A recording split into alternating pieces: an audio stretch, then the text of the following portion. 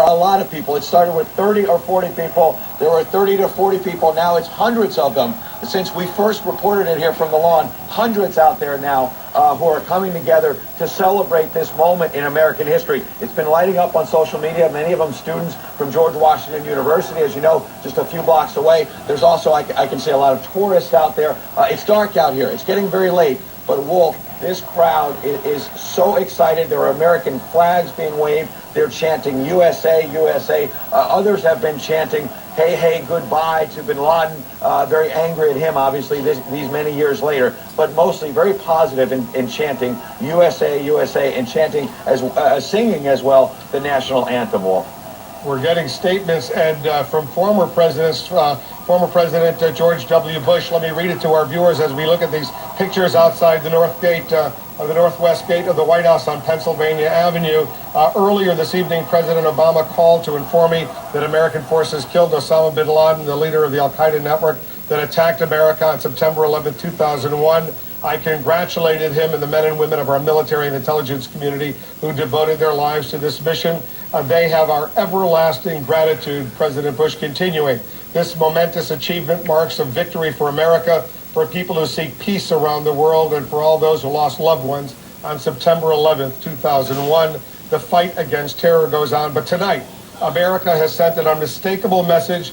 No matter how long it takes, justice will be done. More statements coming in from former President Bill Clinton and others. Let me bring in John King, who's watching all of this unfold. John, as we continue to watch the crowds gathering outside the White House and indeed elsewhere around the country and indeed around the world, let's reflect a little bit on President Obama's words, precisely the extent of this operation that killed bin Laden.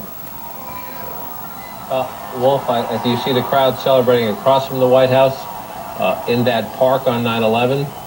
It was filled with White House staffers who were told to flee from the White House. That plane that landed in the field in Shanksville, many thought was directed at the White House or the United States Capitol. I was there when the Secret Service told everybody to run and get out of the building. You see a celebration tonight. The president spoke the words, "Justice has been done."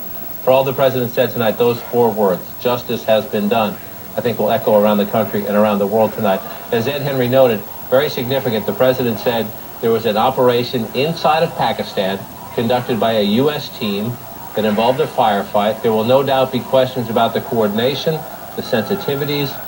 How did they pull this off within Pakistan? How closely was it coordinated?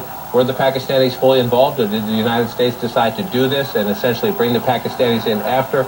That will play out in the days and weeks ahead, because of the sensitivities with that relationship, of which you are so well aware, and often the frustration and the tensions in that relationship. But tonight, the President of the United States saying, almost 10 years after 9/11, justice has been done. Osama bin Laden is dead. That is why you see that happening right there in Lafayette Park, across the street from the White House.